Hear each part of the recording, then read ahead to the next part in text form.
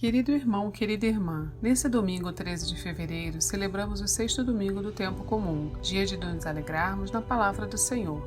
No evangelho desse domingo, somos chamados por Jesus a viver as bem-aventuranças. Cristo afirma que as dificuldades irão passar, aquele que chora haverá de se alegrar, pois qualquer dificuldade terrena é infinitamente menor do que a recompensa que Deus tem para aqueles que o amam. Se você deseja também receber a alegria divina, escute a seguir a homilia dominical realizada pelo Padre Antônio José. Se quiser, compartilhe com alguém querido. Você pode estar levando as palavras de Cristo a um coração em meio às dores. Deus abençoe muito você e sua família e um abraço dos seus irmãos da paróquia Nossa Senhora de Fátima, Rainha de Todos os Santos. O Senhor esteja convosco. Ele está no meio de nós. Proclamação do Evangelho de Jesus Cristo segundo Lucas. Glória a vós, Senhor. Naquele tempo, Jesus desceu da montanha com os discípulos e parou num lugar plano. Ali estavam muitos dos seus discípulos e grande multidão de gente de toda a Judéia e de Jerusalém, do litoral de Tiro e Sidônia. E levantando os olhos para os seus discípulos, disse: Bem-aventurados vós os pobres, porque vosso é o reino de Deus. Bem-aventurados vós que agora tendes fome, porque sereis saciados. Bem-aventurados vós que agora chorais, porque havereis de rir. Bem-aventurados sereis quando os homens vos odiarem, vos expulsarem, vos insultarem e amaldiçoarem o vosso nome por causa do Filho do Homem. Alegrai-vos nesse dia e exultai, pois será grande a vossa recompensa no céu, porque era assim que os antepassados deles tratavam os profetas. Mas ai de vós, ricos, porque já tendes a vossa consolação. Ai de vós que agora tendes fartura, porque passareis fome. Ai de vós que agora rides, porque tereis luto e lágrimas. Ai de vós quando todos vos elogiam. Era assim que os antepassados deles tratavam os falsos profetas. Palavra da salvação. Glória a vós, Senhor. Irmãos queridos, de vez em quando a gente conversa, eu escuto uma expressão que se repete, né? Esse mundo está de cabeça para baixo. Esse mundo está virado de cabeça para baixo. É uma maneira que as pessoas têm de dizerem que as coisas não estão muito legais, que a gente está assustado com o que a gente está vendo ao redor da gente. Mas hoje, os trechinhos da Bíblia que nós ouvimos, eles mostram para a gente que esse mundo está de cabeça para baixo, porque no fundo, é um mundo onde todos nós vivemos de cabeça para baixo. A gente tem que rearrumar a vida da gente, a gente tem que olhar para a vida com um olhar diferente, para que as coisas comecem a se encaixar melhor, para que elas vão para os seus devidos lugares. Não é só o mundo que está de cabeça para baixo. Hoje eu queria dizer para você, você também estamos. E os trechinhos da palavra de Deus que nós ouvimos, eles hoje ajudam a gente a ficar de novo com a cabeça para cima, onde ela tem que ficar, em cima do pescoço, para que a gente possa viver a vida de um jeito digno de Deus e digno daquilo que Deus sonhou para a gente.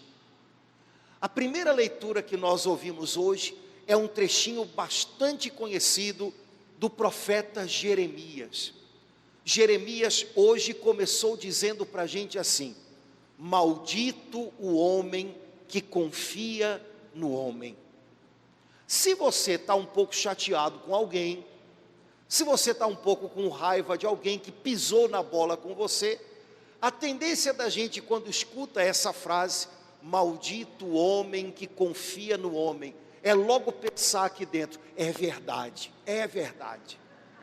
Confiei na fulana, me estrepei, me dei mal, fulana. E aí na cabeça da gente, a gente acha que maldita é a pessoa que furou com a gente. O que Jeremias diz é, maldito o homem que põe uma confiança excessiva no homem. Ele está trazendo a gente de volta para cá, ó. Não adianta lembrar daquela pessoa que furou, que pisou na bola, né, que sei lá o quê, né? A leitura diz, maldito o homem que confia no homem. Quer dizer, se eu joguei expectativas demais, se eu fiz cobranças demais, se eu esperei demais que o outro encaixasse no meu quebra-cabeças, isso significa que o problema está aqui e não lá. Veja, quando Jeremias diz, ele não está amaldiçoando ninguém, ele não está rogando uma praga de vó, né? Não, ele está constatando, olha, a pessoa que põe sua confiança no ser humano, ela vai se dar mal, não tem jeito. Em algum momento vai ter problema, vai dar ruim. Só que Jeremias não falaria assim, né? Pois é. Primeira coisa que a gente precisa, quem sabe, para colocar de novo o nosso mundo com os pés no chão e a cabeça para cima. O nosso coração tem descansado em quê? Em quem?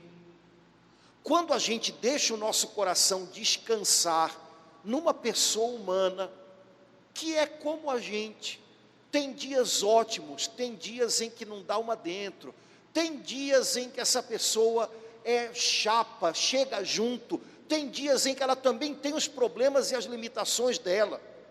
Se a gente coloca nossas expectativas, às vezes exageradas, sobre uma pessoa humana, essa pessoa vai ser tudo o que eu preciso. Irmãos, é claro que isso é um caminho para grande frustração, para grande decepção. Se você faz projetos, contando que coisas que não estão nas suas mãos, dependem de outros, vão ser exatamente do jeitinho que você achava que tinha que ser, é claro que isso é caminho para algo muito ruim, porque a gente não tem controle sobre outras pessoas, e nem deveria ter. Vai dar ruim para o homem que confia no homem. Expectativas, é claro que a gente tem que ter algumas, é natural. Bom, quando vocês casaram, né, chegaram aqui no altar, né, os jovenzinhos, né, o rapazinho, a mocinha, é claro que tinham expectativas um sobre o outro, não tem como ser diferente. Mas o problema é quando a gente fantasia essas expectativas, como se a outra pessoa tivesse que ser uma peça num quebra-cabeças que é nosso. Como se a gente não lembrasse que enquanto ela está ao nosso lado, ela também está caminhando, ela também está crescendo, ela também está aprendendo, ela também está caindo, que nem a gente. Nós colocamos expectativas excessivas sobre pessoas, às vezes que estão à nossa frente, líderes, na igreja, né? Padre fulano, ciclano, e a gente esquece que é gente. No Brasil a gente tem síndrome de Salvador da Pátria, já teve até novela com esse nome, né? A gente acha que vai chegar um político que vai salvar o Brasil. Estou vendendo cadeirinhas, viu? Que se alguém quiser comprar, né? Irmãos, expectativas exageradas, na realidade, são um cartão de visita da gente mesmo. De que no fundo, é como se a gente achasse, os meus planos, as minhas ideias, as minhas expectativas são o que importa, e as outras pessoas têm que caber nisso. Quando elas não cabem, ou quando elas não preenchem, meu coração se frustra, eu jogo de volta, né? Porque quando eu me sinto frustrado, eu jogo de volta sobre a pessoa a minha raiva, a minha tristeza, a minha decepção. Maldito o homem que confia no homem. Agora, isso não tem a ver só com os outros. Fulana, padre, isso é porque o senhor não sabe, fulana, mas não tem só a ver com os outros. Maldito o homem que confia em si próprio. Maldita a pessoa que acha que está pronta. Nossa, em algum momento ela vai se decepcionar tanto consigo própria. Ela vai se surpreender tanto com a capacidade que a gente tem de falhar e falhar de novo, e às vezes nas mesmas coisas. Pois é uma pena a pessoa que confia só nas suas próprias forças. Maldito o homem que confia no homem, ainda que esse homem seja eu mesmo. Não confio em mais ninguém, só em mim. Eu dou conta, eu seguro, né? Eu basto, eu vou conseguir. Irmãos, na hora em que a gente mais precisa das forças da gente, elas vão embora. Ontem eu conversava com uma pessoa que durante esse tempo de pandemia, perdeu gente na família, teve que acompanhar outro doente no hospital, ficou doente. E a gente conversava sobre o que o pessoal está chamando de volta. E a gente estava dizendo, olha, na igreja, na escola, no trabalho, não é volta, que volta dá a impressão de que a gente passou 2 anos de férias e agora estamos voltando, né? Então, olha, a gente está na hora de voltar. Imagina, você tirou 2 anos para não fazer nada na praia e agora volta melhor, volta animado, estou com a cabeça boa. Não é o que está acontecendo. Então não é uma volta, é uma reconstrução.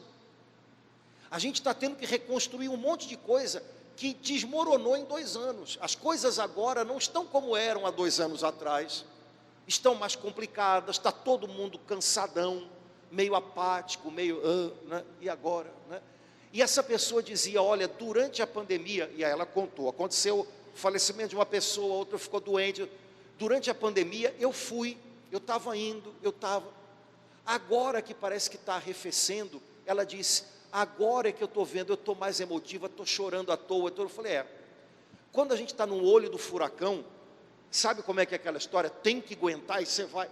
Mas quando você tem a impressão de que está saindo, aí, quando a gente pensa que a gente está dono das forças da gente, a gente descobre que elas escapuliram pelos dedos. Maldito o homem que confia no homem. E é assim, não adianta eu me cobrar, eu tenho que ser forte, eu tenho que ter coragem, mas não é desse jeito.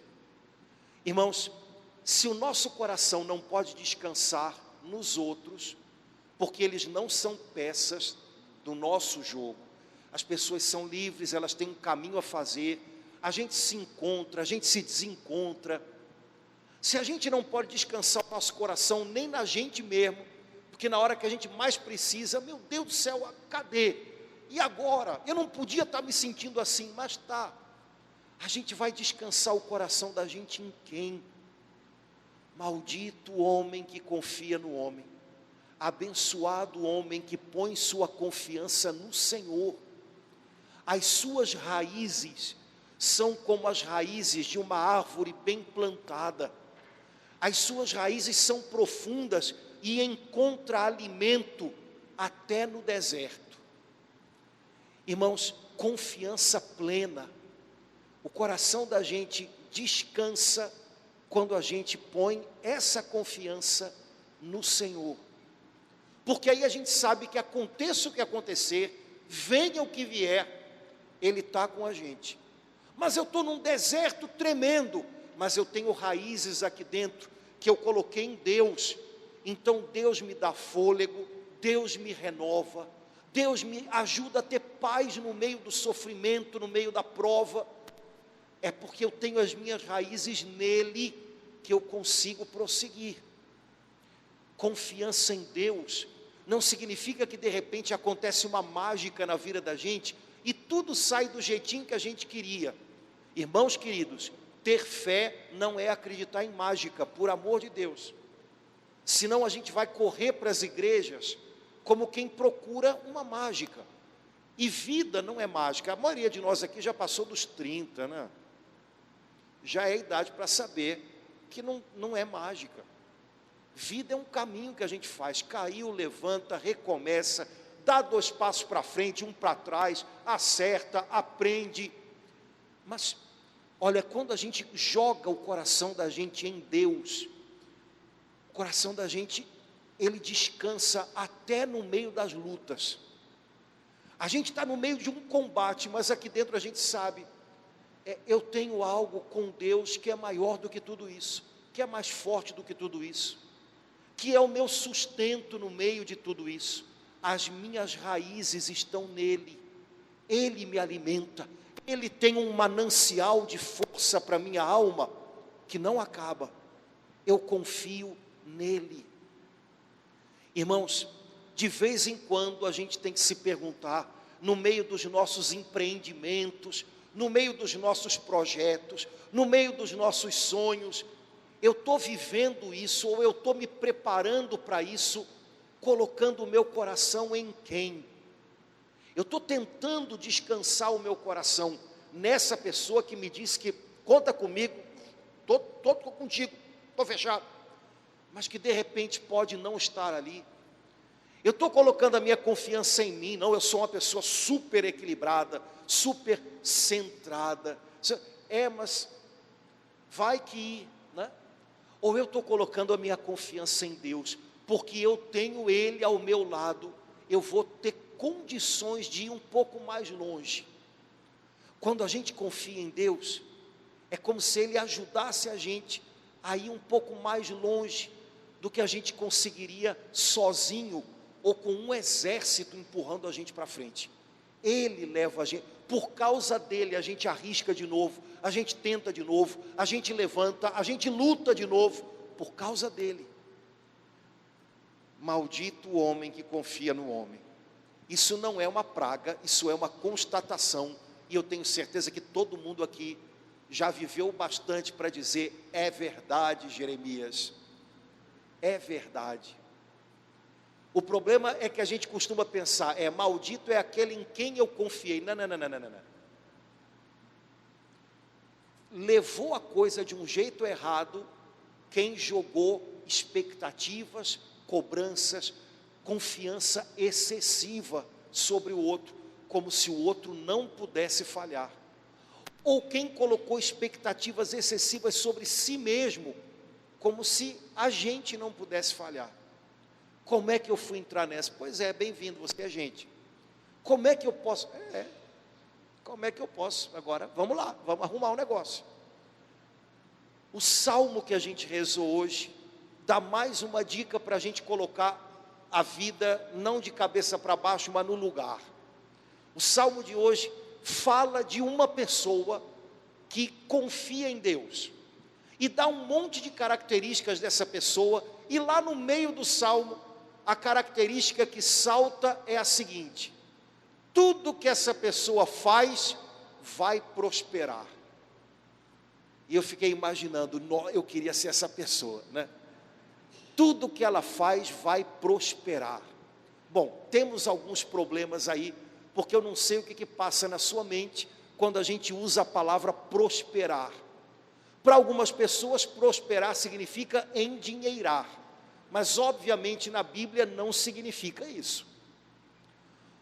Prosperar na Bíblia significa desabrochar, ter uma vida inteira, não aos pedaços, ter uma vida pacífica, saudável, cheia de Deus, em vários aspectos. Isso é prosperar na Bíblia.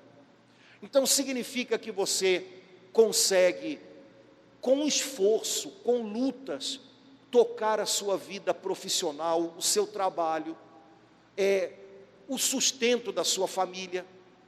Mas também significa que você consegue resguardar, dentro do que é possível para você, a sua saúde. Você tem equilíbrio no corpo, na mente. Isso tudo é prosperar. Significa que você consegue manter relacionamentos abençoados na sua casa, com os seus amigos, isso também é prosperar. Significa que você tem uma comunhão com Deus, que é a raiz da sua vida, isso é prosperar. Significa que você é capaz de ajudar outras pessoas, você tem um coração pronto para ajudar, isso na Bíblia é prosperar. Olha que beleza, como é que é uma vida muito mais bacana do que apenas ter grana para pagar a conta no final do mês. Prosperar é tudo isso, é desabrochar sobre a terra. Eu conheço pessoas que investem tanto numa coisa que jogam fora todo o resto. De modo especial as pessoas que pensam em endinheirar, a tendência é, ou elas vão jogar pela janela a saúde, eu vou me matar de trabalhar, literalmente é o que acontece, né? Ou elas vão jogar pela janela os relacionamentos, se mata no trabalho, mas não tem mais tempo para os filhos, para a esposa, para o marido, ou então abrem mão do seu relacionamento com Deus. Olha, para eu conseguir o meu alvo, que é aquele trabalho, aquela promoção, ou aquela grana, eu tenho que passar um pouquinho por cima de algumas coisas que eu aprendi, porque senão eu não chego em lugar nenhum. Com certeza na Bíblia prosperar não é isso. Prosperar é ter uma vida na qual você, em vários aspectos da vida, está sendo acompanhado, ajudado pelo amor do Senhor, e você está florescendo dentro do que dá, sem ficar, se cobrando um sucesso que alguém enfiou um dia na sua cabeça que você tinha que ter. É sobre essa pessoa que fala o salmo que a gente rezou hoje, é o salmo número 1, é o primeiro salmo da Bíblia. E aí tem um monte de características legais, né? Eu gostei, eu até sublinhei umas coisas aqui para eu ler de novo depois. Diz assim a Bíblia no salmo 1: olha, essa pessoa que se confia a Deus e que prospera em tudo que faz, ela tem as seguintes características. Primeiro, ela não age conforme o conselho dos perversos. Aí você pode pensar, Deus me livre, padre, não tem ninguém perverso perto de mim não. Calma, eu não sei o que você pensa que é uma pessoa perversa. É uma pessoa que queima formiga, né? Vamos queimar as formiguinhas, uma criança perversa, né? Vou queimar uma formiga para ver. Não, gente, perverso é uma pessoa que vê a vida pelo avesso e acaba vivendo a vida pelo avesso. Ou seja, no nosso caso, é uma pessoa que não vê a vida com os olhos de Deus, mas que vê a vida como se Deus não contasse muito. Ele até pode existir, porque afinal de contas no Brasil, para uma pessoa dizer, eu não acredito em Deus, nada, é difícil. Ele até existe, mas ele está lá, nós está cá, e a gente se vira aqui. Então, essa é uma pessoa perversa. Você imagina uma pessoa perversa, uma pessoa que vê a vida do avesso, como se Deus não se envolvesse com a gente. Essa pessoa está de cabeça para baixo. O que não vale tanto ela coloca lá em cima, o que tinha que ser o alvo passa lá para baixo. Se você quer ser uma pessoa abençoada, que prospera, reveja de quem você tem recebido conselhos, viu? Reveja de quem você escuta a voz, a direção. Você imagina essa molecada toda agora, garotada, e não é só garotada, né? A velharada que acha que é garotada também, né? Quem é que aconselha eles? É o influencer lá do não sei o quê, né? É o cara do podcast, né? É o não sei o quê, isso. Aí você se pergunta, ou pergunta para essa pessoa, né? Qual é a visão que ela tem? É uma pessoa perversa, ou seja, Deus não conta. O que vem de conselho da parte dessa pessoa? Imagina, né?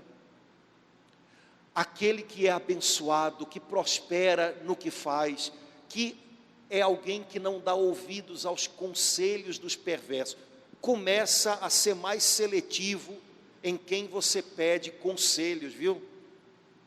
começa a ser mais seletivo a quem você escuta. Às vezes é preferível não escutar muita gente e buscar a Deus e na oração pedir conselho a Ele, do que perguntar para 2, 3 pessoas que andam longe de Deus. Elas vão te levar para o lugar onde elas estão, certo? Depois, essa pessoa, ela não entra no caminho dos malvados. Cara, cuidado, porque a gente pode estar imaginando, eu quero prosperar, eu quero endinheirar, então eu tenho um alvo que é um trabalho, ou uma carreira, ou um título, uma grana a mais que vai vir com aquela promoção, ou então eu vou correr atrás de um dinheiro aqui que vai entrar e não sei o quê, e o risco que a gente corre é no caminho a gente se tornar malvado. Lembrando uma coisa que a gente descobriu semana passada, quem ainda não sabia, ninguém que está aqui é do bem, certo? Semana passada, se você esteve aqui, você lembra cenas, né, do capítulo anterior, né? Eu sou uma pessoa do bem. Não é não. Não é não. Você pode me falar o que você quiser, você não me convence que você é do bem, né? Se você é que nem eu, se pega às vezes, levando um susto, porque gostou, porque uma pessoa que você não gosta se deu mal, você não é do bem. Eu também não sou não, né? E aí alguém pode dizer, não, mas eu jamais, eu sou uma pessoa do bem, não, eu não vou me tornar malvado. Você duvida que você é capaz de se tornar malvado? Eu não duvido. Você duvida que você é capaz de mentir? Eu não duvido que eu sou capaz de mentir, e dou milhões de desculpas para mentir.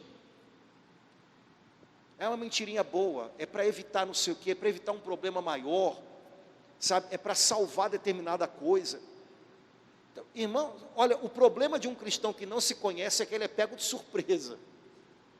Então, eu e você temos que vigiar a nós mesmos para não nos tornarmos malvados no meio do caminho. A gente quer tanto endinheirar, então a gente quer tanto chegar numa determinada coisa, que a gente começa a empurrar as pessoas para o lado, sabe?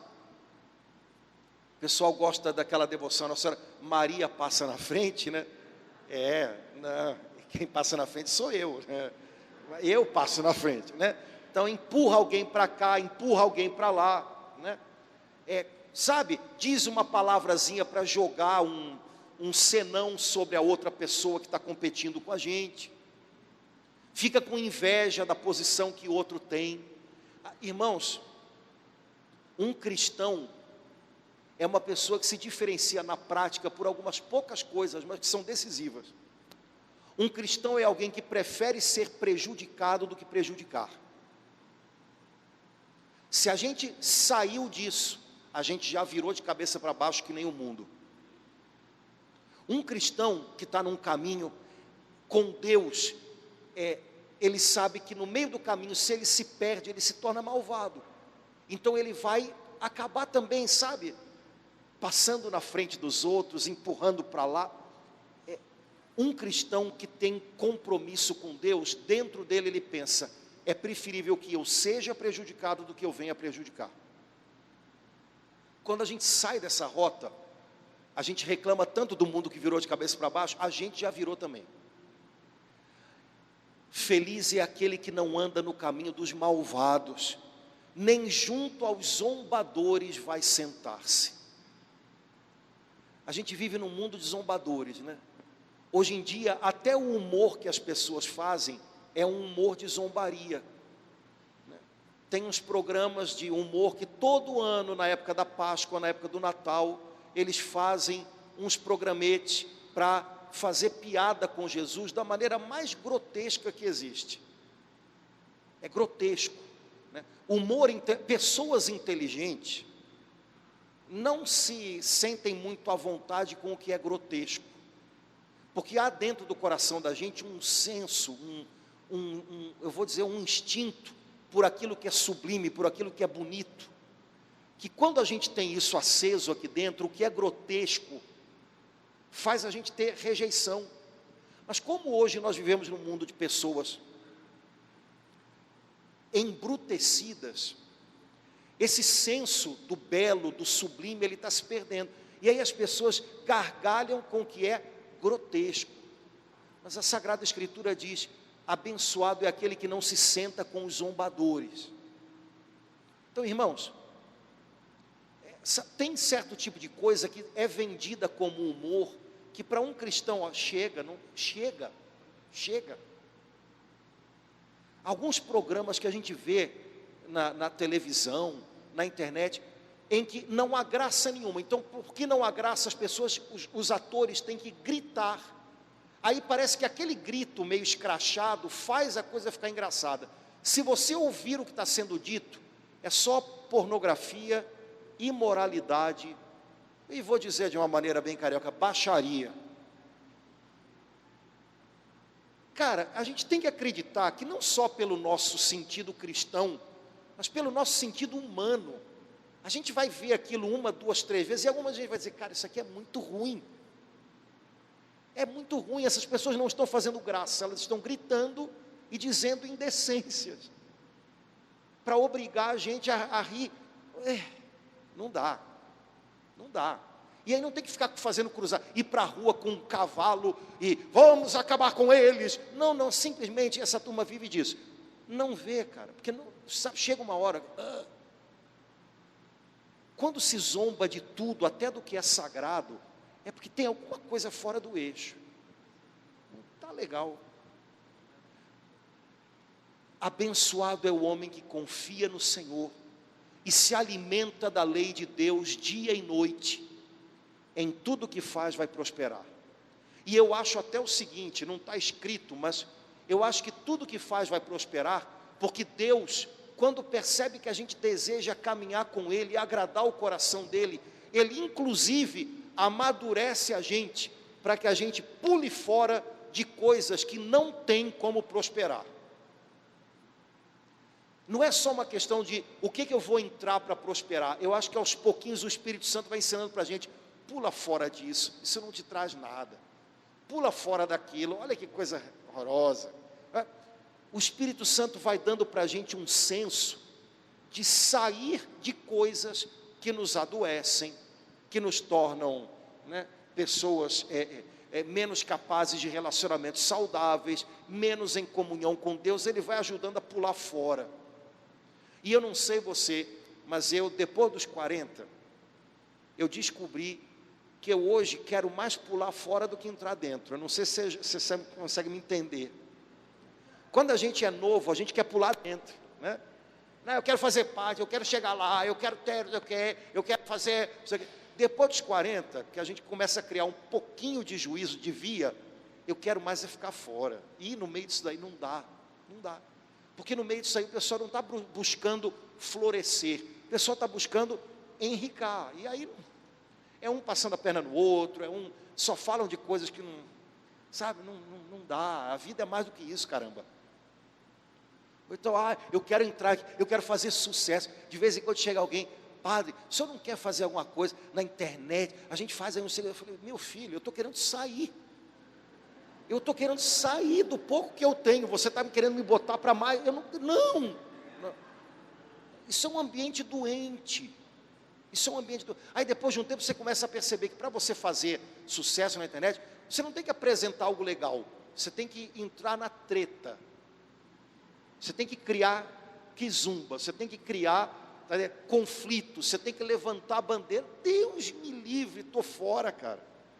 Eu acho que o Espírito Santo, ele às vezes ensina a gente mais a dar um passo para trás. Não entra nessa não. E fica bem, e fica inteiro. E não abre mão do que você tem de valores, do que toda hora ficar dizendo para a gente: vai para um monte de coisa que a gente chega uma hora que não sabe nem mais o que está fazendo. Vigilância, querido. Prosperar não é endinheirar, não é enfamosar. Prosperar é desabrochar para Deus. E aí você tem um interior saudável, você tem relacionamentos saudáveis, você se torna uma bênção para os outros, você ajuda as pessoas de verdade, você para de olhar para as pessoas como escada para você subir, você ajuda de graça, porque é bom ajudar alguém, sabe?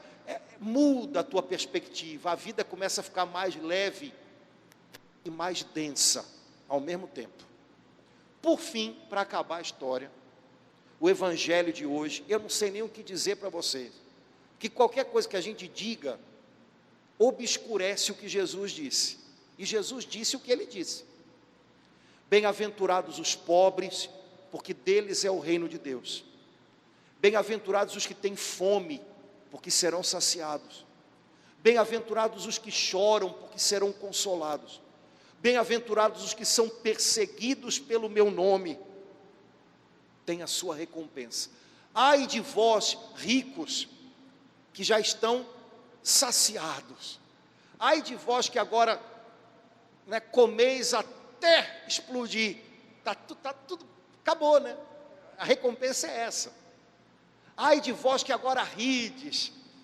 É porque um dia as coisas vão mudar de perspectiva. Irmãos, é claro que Jesus não está fazendo o elogio da fome, o elogio do choro, mas é como se Jesus estivesse dizendo para a gente: olha, quando você sente a dor da fome, e não é a fome, né? Ontem falando para as crianças, como é que eu ia falar de fome? A única fome que elas têm é fome de McDonald's. Isso não é fome, né? Eu não sei se alguém aqui já sentiu fome quando era criança lá no interior, sabe? Não ter comida, nada, sabe? Não saber quando é que vai ser a próxima refeição. Mas Jesus está dizendo para a gente: olha, a dor da fome, a dor da lágrima que cai porque você se sente impotente diante da vida, a dor da pobreza, de você não poder dar para os que você ama aquilo que você gostaria de oferecer para eles, tudo isso de alguma maneira lembra para a gente que tudo não se acaba aqui.